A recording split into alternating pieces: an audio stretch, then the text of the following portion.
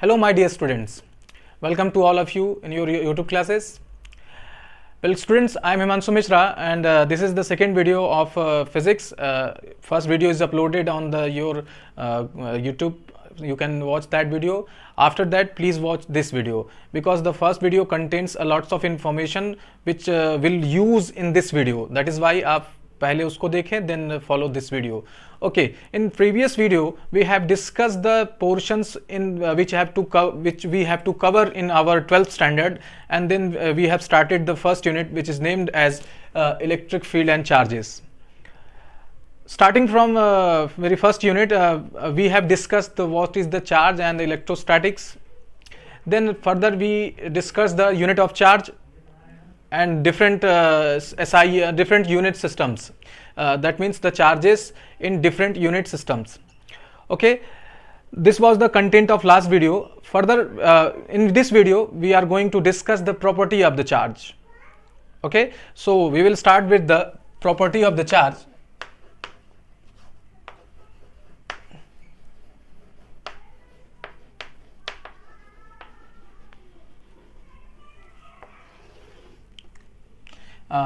I think it would be better if I write properties of the charge, because there are 5 properties of a charge which we will cover just following 2 minutes. Okay, now the first property is very easy and you have already studied it in class 10 standard. When you take 2 positive charges or 2 negative charges and placed them near to each other, for example plus is placed to another plus charge and minus is placed to near to another minus charge, then you have seen that they feel force of repulsion in both cases. First one is this and second one is this. From this we can conclude that the similar charges repel each other. You can also do this experiment by using your pens. Take 2 pens of same company and rub it in dry air and try to come them near each other. Then you will feel that they will repel each other. Whereas if one pen, if you take one pen and charge it by your hairs and pull it the small piece of paper, then you will see that the force there will be the force of attraction. That means piece of paper will liberate on your pen. Okay, तो मेरा कहने का ये मतलब है कि जब भी आप 2 पेन को आप रब करके पास में ले आएंगे, देन आप देखेंगे कि उनके बीच में फोर्स ऑफ रिपल्सन होगा. जैसे मैंने 2 पेन लिया और सेम ड्राई हेयर्स में रब करके पास में जब उनको ले आएंगे तो उनके बीच में रिपल्सन होगा. बट आप किसी एक पेन को ले जाके किसी स्मॉल पीस ऑफ पेपर को देखेंगे, ले जाएंगे पास में, तो पीस ऑफ पेपर उससे लिबरेट हो जाएगा, चिपक जाएगा. तो यहां आप देख रहे हैं कि अगर एक पेन पर कोई पॉजिटिव आया, नेगेटिव आया, कोई चार्ज आया, यहां पे अगर हम उस तरीके से दूसरा भी पेन लेंगे तो उसी टाइप का चार्ज आएगा. तो यहां पे सिमिलर चार्जेस आपको रिपल्शन महसूस कराएंगे, वहीं अपोजिट चार्जेस आपको क्या करेंगे, अट्रैक्शन देंगे. तो like charges repel each other, that means इन दोनों केसेस में आपको रिपल्शन समझ में आएगा. वहीं अगर मैंने अपोजिट चार्जेस ले लिया, जैसे पॉजिटिव नेगेटिव या नेगेटिव पॉजिटिव ले लिया, तो इन दोनों केसेस में आपको अट्रैक्टिव फोर्स दिखेंगे. Okay, so we can say that in one line, the like charges repel each other and unlike charges attract each other. This is the first property and we call it interactive property of the charge. So interactive property of the charge, we can write it as interactive property.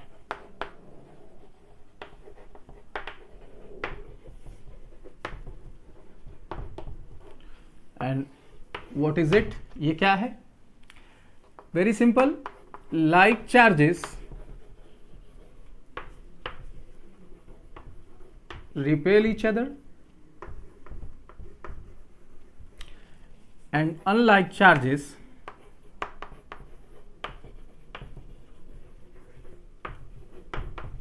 attracts each other. This is very simple and you can perform it in your daily life. Okay, तो ये बात समझ में आई. इसके लिए आप बना सकते हैं अपने नोट्स के लिए. ये आपके पॉजिटिव पॉजिटिव का या नेगेटिव नेगेटिव का अगर कॉम्बिनेशन लेते हैं तो आपको रिपल्सन मिलेगा. रिपेल ईच अदर करेंगे तो यहाँ पे मैं रिपल्शन लिख रहा हूँ. और अगर मान लीजिए मैंने पॉजिटिव नेगेटिव या नेगेटिव पॉजिटिव का कॉम्बिनेशन लिया तो इनके बीच में बेटे अट्रैक्टिव फोर्स होगा, that means force of attraction काम करेगा। तो ये आपकी पहली प्रॉपर्टी रही।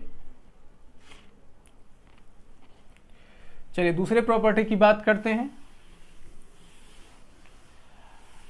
As I mentioned in the last video, which type of quantity is which charge किस टाइप का क्वांटिटी है। चलिए बच्चों अब हम लोग सेकेंड प्रॉपर्टी की बात करते हैं। तो सेकेंड प्रॉपर्टी की बात करने से पहले मैं आपको बता दूं, मैंने प्रीवियस वीडियो में बताया था कि charges is a scalar quantity. देखो बेटे आप 11th स्टैंडर्ड पे स्केलर और वेक्टर के बारे में अच्छे से पढ़ते हैं, तो यहाँ पे आपको एक बात समझने की ज़रूरत है कि जो स्केलर क्वांटिटीज़ हैं उनके जो एडिशन या जो भी सब्सट्रैक्शन के रूल हैं वो अलजेब्रा के मेथड्स होते हैं। दैट मीन्स वो अलजेब्रिक सम या सब्सट्रैक्शन को फॉलो करता है। वहीं जो हमारा वेक्टर्स होता है वो वेक्टर्स का अलग मैथमेटिक्स होता है, जिसके आपने वेक्टर एडिशन पढ़ा होगा, ट्रायंगल रूल, फिर पैरेललोग्राम रूल, फिर आपने मल्टीप्लिकेशन के अलग अलग रूल, डॉट प्रोडक्ट और स्केलर प्रोडक्ट पढ़े होंगे। These are the methods of mathematics when you are doing the when you are dealing with the vector quantities। तो ये वेक्टर क्वांटिटीज को डील करने के लिए स्पेशल मैथमेटिक्स डेवलप किया गया है। तो यहाँ पे चार्जेस तो आपकी स्केलर क्वांटिटीज हैं, तो अगर आपको चार्जेस को ऐड करना हुआ तो चार्जेस बेटे दूसरा जो प्रॉपर्टी है वो एडिटिव नेचर को फॉलो करती हैं। अब एडिटिव नेचर क्या होता है? एडिटिव प्रॉपर्टी, तो इनकी एडिटिव प्रॉपर्टी कैसी है? एडिटिव प्रॉपर्टीज ये है कि अगर मान लीजिए कि हमारे पास कोई सिस्टम है और सिस्टम में कुछ इस तरीके से चार्जेस हैं, मान लीजिए यहाँ पे +5 इलेक्ट्रॉन है, -6 इलेक्ट्रॉन है, या कूलम्स में ले लीजिए, +5 कूलम है, -6 कूलम है और +11 कूलम है। Then if someone is asking you that how what is the net charge in this system, तो आप नेट चार्ज को कैसे रिप्रेजेंट करेंगे? Then you will add this charges with their respective sign, that means +5 -6 +11 coulomb. तो net charge के लिए हमें क्या करना होगा? +5 -6 +11 कूलम। तो ये नेट चार्ज देगा बेटे, इसे Q से रिप्रेजेंट कर दिया जाए तो 11 और 5 आपका 16 हो जाएगा, फिर माइनस कर देंगे 6 तो 10 कूलम हो जाएगा। तो नेट चार्ज आपका कितना होगा? 10 कूलम होगा। तो आपको यहाँ से आइडिया मिला कि अगर हमें नेट चार्ज किसी सिस्टम में फाइंड करना हुआ, then we will add the charges present in the system by taking their respective sign. हमें रिस्पेक्टिव साइंस मतलब अगर प्लस है तो प्लस हमें असाइन करना पड़ेगा, नेगेटिव चार्ज है तो माइनस, और प्लस चार्ज इस तरीके से जैसे मैंने यहाँ पे एग्जांपल में किया। तो इससे आपके पास मैसेज क्या गया कि चार्जेस ऐड किए जा सकते हैं या सब्सट्रैक्ट किए जा सकते हैं। किस मेथड से? अलजेब्रिक सम मेथड से। ठीक है, तो चार्जेस कैन बी एडेड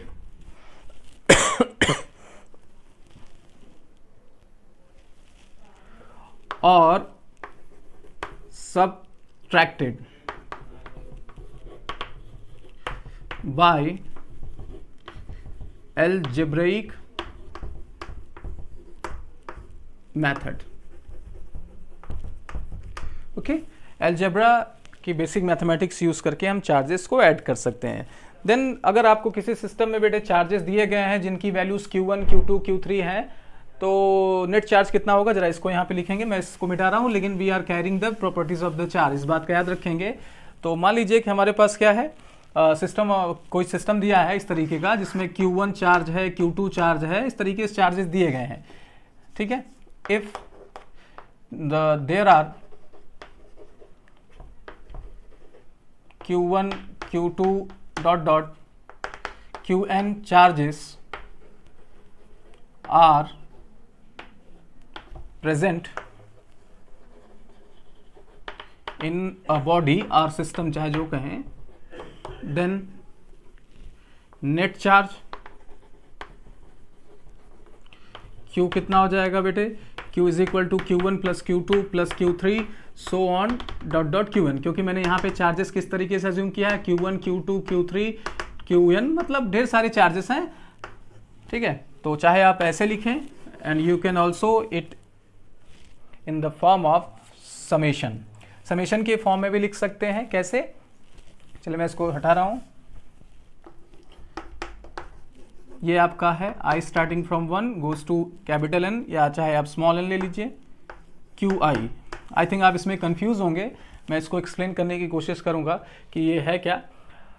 देखिए, ये समेशन का जो यहाँ पे साइन है, इसको समेशन का साइन सिग्मा बोलते हैं। ये काम कैसे करता है इसको जरा समझते हैं, ठीक है? तो यहाँ पर क्या है बेटे, एक हमें इसकी क्या दी जाती है, रनिंग टर्म दी जाती है। जैसे यहाँ पर आई रनिंग टर्म है, और आई रनिंग टर्म कहने का ये मतलब आई की वैल्यू 1 2 3 4 5 होगी। तो यहाँ पे कंडीशन दी जाती है कि आई कहाँ से स्टार्ट होगा। जैसे यहाँ पे आई इज इक्वल टू 1 दिया है, तो ये क्या रिप्रेजेंट कर रहा है कि 1 से स्टार्ट करेंगे और कहाँ तक जाएंगे, जो भी, अगर मान लीजिए मेरे पास यहाँ पे 10 चार्जेस होते तो 10 तक जाते हैं, but here the number is n, then we will go to the number n। Okay, फिर ये करता क्या है, पहले i इज इक्वल टू 1, पहला काम क्या होगा, पहले ये काम कैसे करता है समझो। पहला काम ये होगा कि i इज इक्वल टू 1 करेगा, और यहाँ पे चूंकि i आप 1 सपोज कर रहे हैं तो qi की प्लेस में 1 कर देंगे, तो ये q1 दे देगा। नेक्स्ट, जब ये वहां 1 प्लेस करके आएगा तो ये इसके बाद क्या करेगा, सम का साइन लगाएगा, मतलब प्लस का साइन लगाएगा, लगा दिया भाई। ओके, देन इसका काम क्या है कि i को 1 से इंक्रीज करना। तो पहले i कितना था, 1 था, अब i कितना हो गया, 2 हो गया। फिर बढ़ाने के बाद बेटे it will check the given limit, ये लिमिट को चेक करेगा। दैट मीन्स यहाँ पे स्मॉल n है, तो ये पूछेगा कि क्या मैं इससे बड़ा हूं या छोटा हूं। Then you can say that 2 is smaller than n, whatever we are assuming here. तो यहाँ पे क्या है, n से हमारा 2 जो है वो छोटा है, then it will place here 2, तो यहाँ पे 2 प्लेस कर देगा। अगेन काम यही करेगा कि i की वैल्यू को इंक्रीज करेगा, 3 हो गया, 3 को n से चेक करेगा, हाँ गिवन नंबर से छोटा है, q3 आएगा, और ऐसे करते करते ये n तक चला जाएगा। देन आप समझ सकते हो कि इसको किस तरीके से ऑपरेट कराया जाता है। चलिए, next property is about the conservation of the charge, that means conservative property. This is the third property.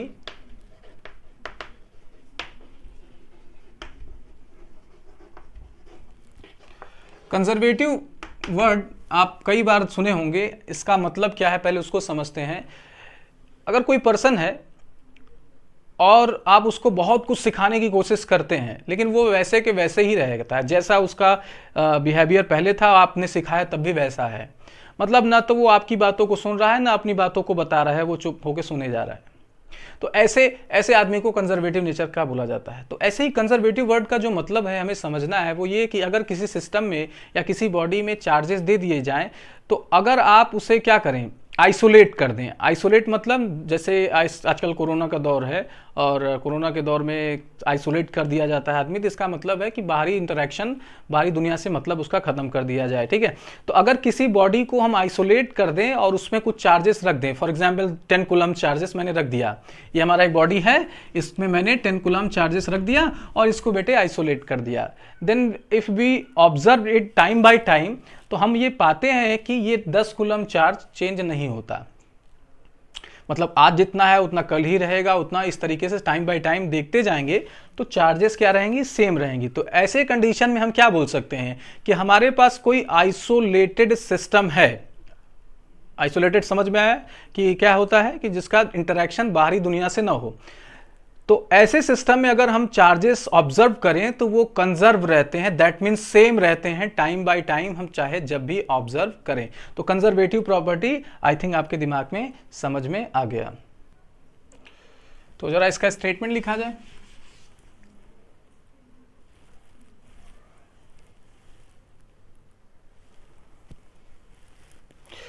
In an isolated system, charge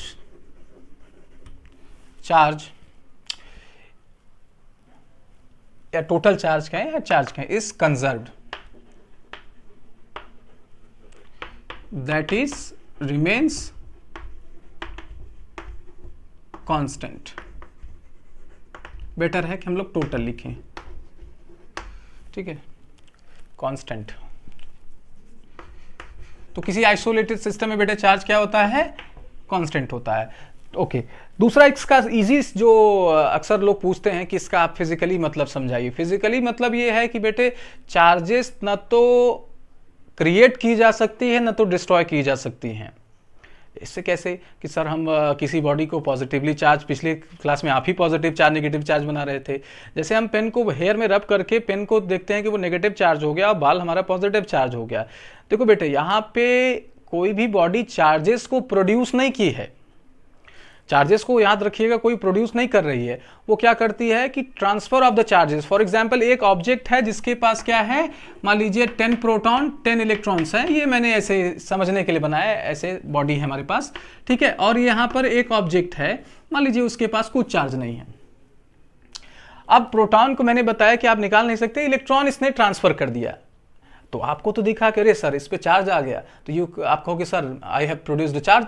तो ऐसा नहीं होता बेटे, अगर कोई सही से देखेगा तो कहेगा नहीं चार्ज यहां से यहां आया हुआ है। तो अगर किसी जगह पे आपको चार्ज प्रोड्यूस या डिस्ट्रॉय होता समझ में आया, जैसे यहां पे प्रोड्यूस हुआ यहां पे डिस्ट्रॉय हुआ, तब ये बात आप डैम श्योर कर लीजिए, कंफर्म कर लीजिए, अपने दिमाग में बैठा लीजिए कि वो चार्ज कहीं और पर हो, कहीं और जगह पे उपलब्ध है। For example the charge is transferred to that body, जैसे यहां से चार्ज यहां ट्रांसफर हुआ, if you are watching here then you will say that the charge is destroyed, and if you are watching here then you said that sir I have produced the charge. In both cases you are not correct, आप दोनों cases में correct नहीं है।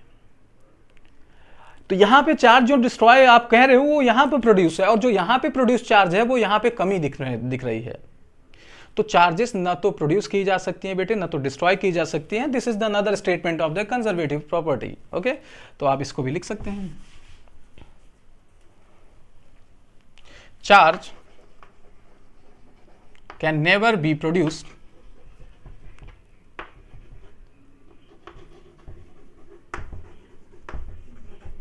nor be destroyed.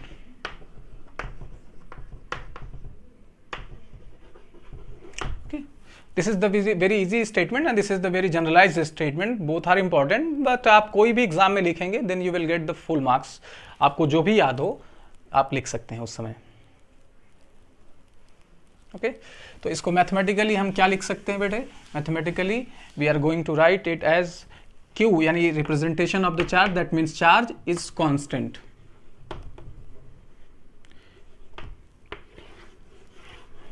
Okay, I think आपको समझ में आया।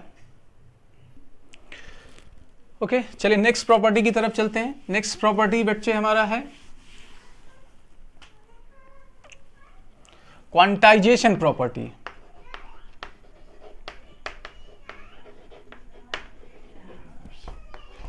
Okay, quantization word का मतलब होता है, इस बाद में एक मैं कभी आपको स्टोरी बताऊंगा। फिलहाल क्वांटम वर्ड का मतलब या क्वांटाइजेशन वर्ड का मतलब होता है किसी चीज को ब्रेक करना इनटू स्मॉलेस्ट पार्ट। जैसे आपने पढ़ा मॉलिक्यूल, फिर उसके बाद एटम के बारे में जानकारी पाई, देन आपने ये देखा कि नहीं एटम्स भी क्या है, डिविजिबल है, और वो डिविजिबल है प्रोटॉन इलेक्ट्रॉन न्यूट्रॉन के फॉर्म में। डे बाय डे हमें और स्मॉलर पता लगेगा, फिलहाल यहाँ तक की बात हम लोग जानते हैं।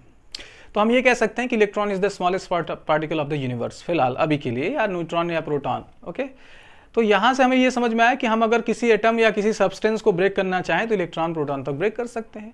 तो वैसे बात आती है बेटे चार्जेस की क्वांटाइजेशन की। फॉर एग्जाम्पल अगर मैं बोलूं कि ये क्या है,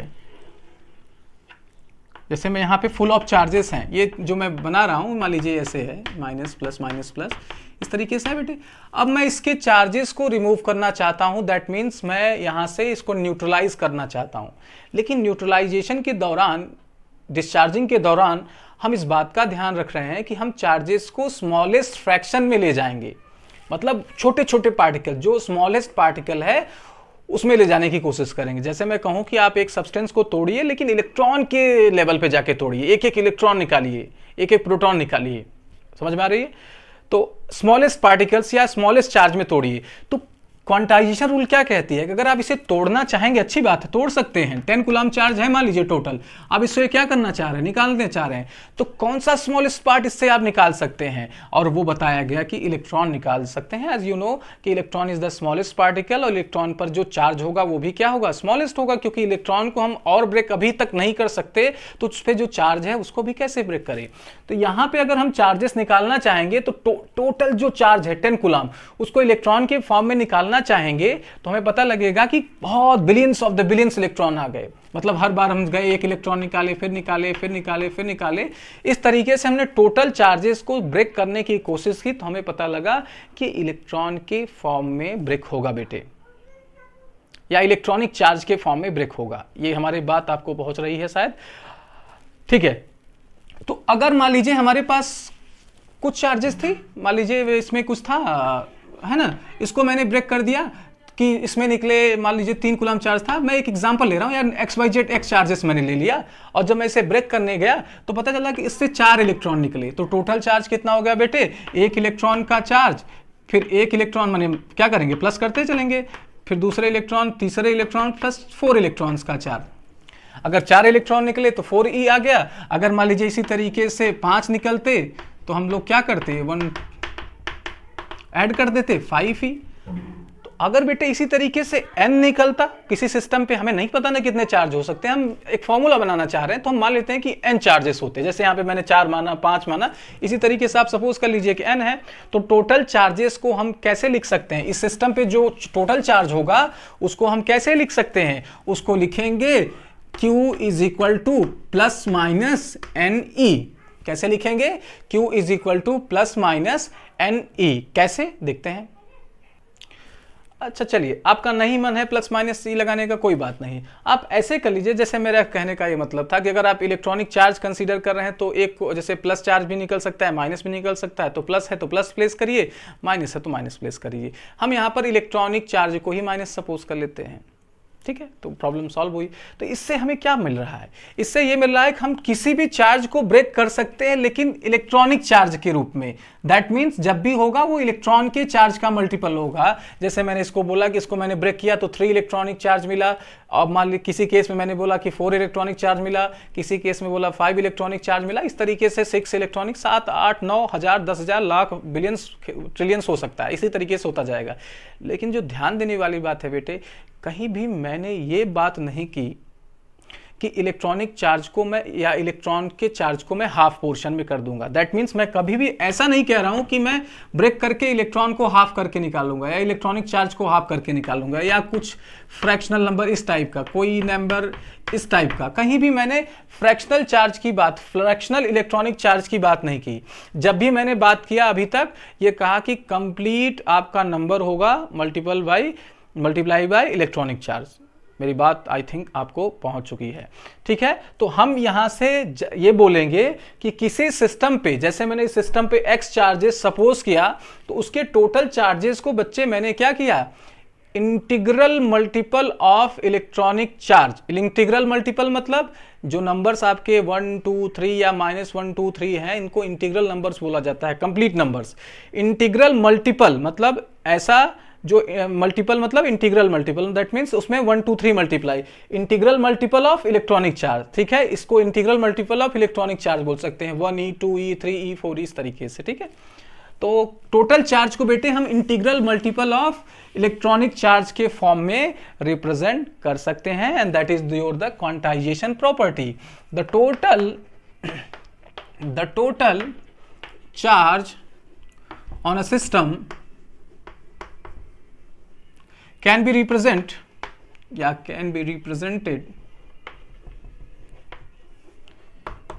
in the integral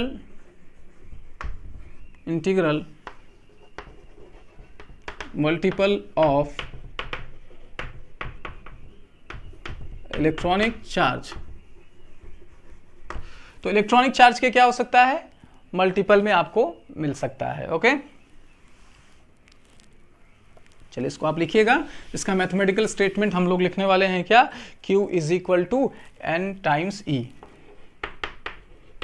जहां n आपका क्या है, नंबर हो सकता है 1 2 3 सो ऑन, और E क्या है आपका -1.6 इंटू 10⁻⁻19 कूलम इलेक्ट्रॉन पर चार्ज, कल बताया गया था आपको। Okay, and capital Q is the total charge. Now the last property of the charge is invariant property. पहले लिखते हैं फिर समझाते हैं। फिफ्थ प्रॉपर्टी है हमारा invariant property. Okay students, what is the invariant property? पहले तो इनवेरिएंट वर्ड का मतलब समझे कि इनवेरिएंट वर्ड क्या है। वेरिएंट पहले आप समझिए, वेरिएंट मतलब होता है जो चेंज हो, और इनवेरिएंट मतलब जो चेंज ना हो। ओके, तो एक बड़ी फेमस थियरी है एल्बर्ट आइंस्टीन की रिलेटिविटी थ्योरी। तो उसके अकॉर्डिंग अगर किसी ऑब्जेक्ट को लाइट की वेलोसिटी से मूव कराया जाए 3 × 10⁸ मीटर पर सेकेंड या 10⁸ मीटर पर सेकेंड की ऑर्डर से अगर किसी ऑब्जेक्ट को मूव कराया जाए तो देखने में आता है उसके मास में चेंज आता है, लेंथ में चेंज आता है, टाइम में चेंज आने लगता है। यानी किसी क्लॉक या किसी बॉडी को अगर हम क्या करें, लाइट की वेलोसिटी से मूव कराएं तो उसके मास, लेंथ और टाइम में चेंज आता है। This is the relativity theory. आपने सुना होगा अगर कहीं तो अच्छी बात है, बट अगर नहीं सुना तो इतना ही जानिए कि रिलेटिव थियरी में किसी ऑब्जेक्ट को अगर क्या कहिए लाइट की वेलोसिटी से मूव कराया जाए तो उसमें उसके लेंथ, मास और टाइम में चेंज आता है। तो क्वेश्चन ये उठा कि अगर किसी ऑब्जेक्ट पर चार्ज है और उसको हम क्या कर रहे हैं, मूव करा रहे हैं लाइट की वेलोसिटी से, तो क्या होगा, क्या उसके चार्ज में भी चेंज आएगा? तो आंसर है नहीं। ठीक है, तो यहां से हमें यह पता लगता है कि लाइट चार्जेस को अगर रेस्ट पे रखा जाए, दैट मीन्स जीरो वेलोसिटी एक कमरे में रख दिया जाए, तब उसकी जो वैल्यू होगी, और वहीं उसको मूव कराया जाए with the very large speed comparable to the speed of light, then we will see that there is no change in the amount of the charge.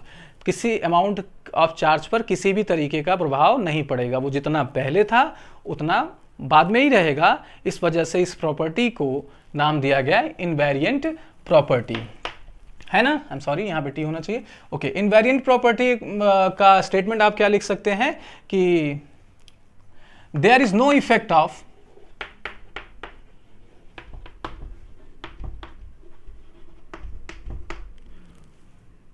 velocity,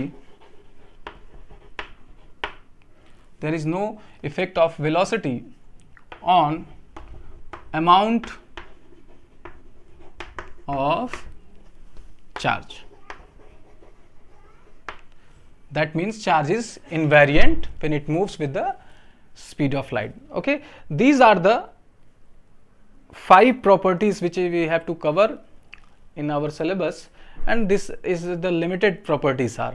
Okay, ऐसा नहीं है कि और भी प्रॉपर्टीज हैं, इतना ही है, आपके सिलेबस में भी है, इतना आता भी है। ओके ओके, कुछ और बातें हैं चार्ज से रिलेटेड, उसको कर लिया जाए। ऐसे नोट करके लिखिए।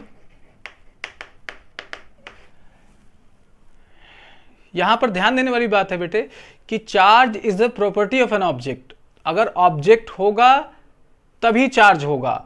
चार्ज विदाउट ऑब्जेक्ट या without mass does not exist. अगर ऑब्जेक्ट है बेटे तो मास होना चाहिए। तो एक सीधे शब्दों में हम ये कहेंगे कि बिना मास के आपका चार्ज एग्जिस्ट नहीं करता। तो चार्ज, पहला point, without mass does not exist.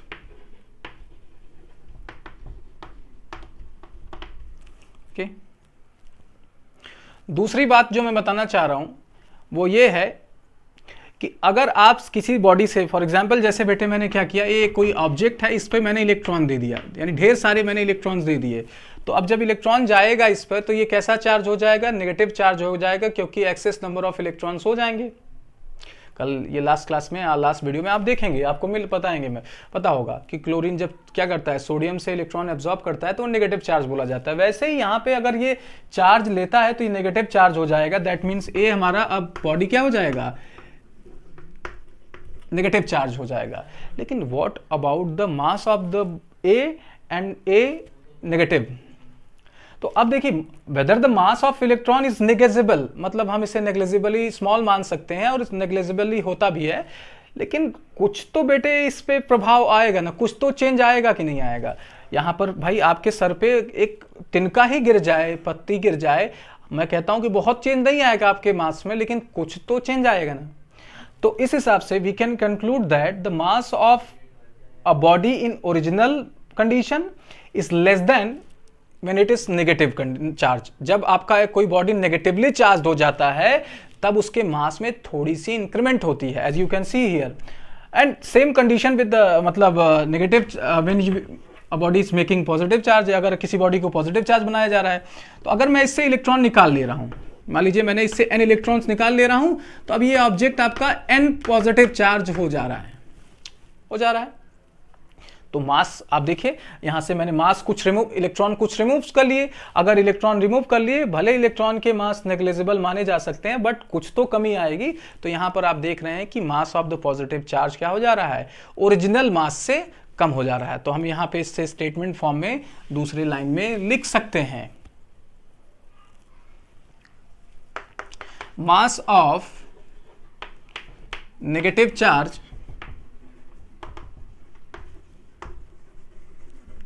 is little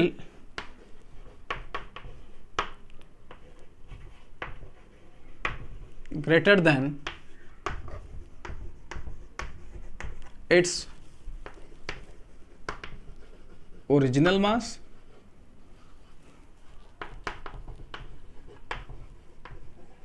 okay, या original mass of the object ऐसे भी लिख सकते हैं। दूसरा इसी को कैरी करते हुए पॉजिटिव चार्ज के लिए भी क्या कह सकते हैं हम, अच्छा थोड़ा बेटर वर्ड्स में लिख लीजिए, चार्ज बॉडी। अब सही है, मास of negative charge body is little greater than original mass, and mass of positive charge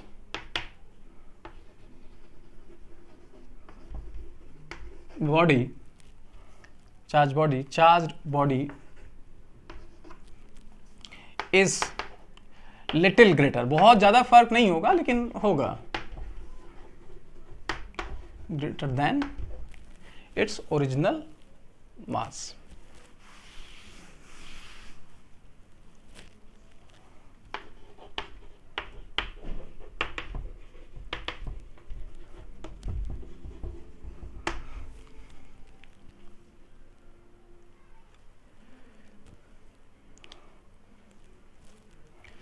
Okay students, now one point is left.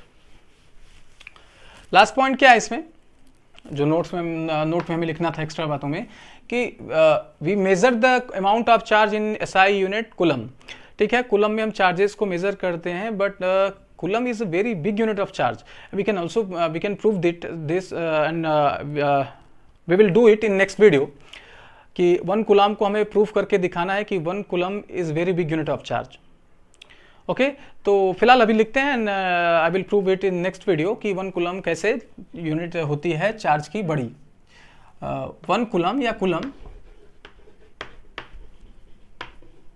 Is big unit of charge.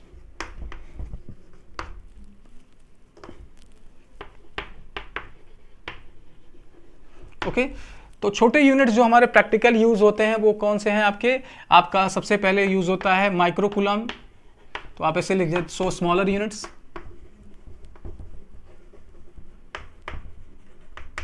तो smaller units में सबसे पहले आता है micro coulomb. ये आपका micro का symbol है, आपने 11th में पढ़ी होगी, सी कूलम है, इसकी वैल्यू होती है 10⁻⁻⁶ कूलम। ओके, इसी तरीके से आपकी और हो सकती है 1 पिको कूलम, इसकी हो सकती है 10 पहले नैनो लिखना चाहिए, नैनो कूलम, ये 10⁻⁹ कूलम होता है। फिर तीसरे नंबर पे 1 pico coulomb, 10⁻⁻12 coulomb, so on, इस तरीके से आपको यूनिट मिल सकते हैं। मिली कूलम भी होता है और वो आपका होता है 10⁻⁻3। ओके स्टूडेंट्स, तो ये रही कुछ चार्जेस से रिलेटेड बातें। अभी हमारी बात थोड़ी सी चार्ज पर रह गई है, हम उसको अगली क्लास में करते हैं। फिर हम लोग मूव करेंगे कूलम्स लॉ पे, इलेक्ट्रोस्टैटिक फोर्स पे, फिर आगे इस तरीके से हम लोग बढ़ते जाएंगे। आई होप आपको समझ में आ रहा है, और जो चीज़ नहीं समझ में आ रहा है आप मेरे से कांटेक्ट करके अपने कन्फ्यूजन को दूर कर सकते हैं, लेकिन घर पे रख के पढ़ाई करिए, ठीक है, और वीडियोस देखते रहिए, नोट्स बनाइए प्रॉपर। कोई समस्या है तो डायरेक्ट आप बात कर सकते हैं। चलिए आज के लिए इतना ही। खुश रहिए, सुरक्षित रहिए। धन्यवाद।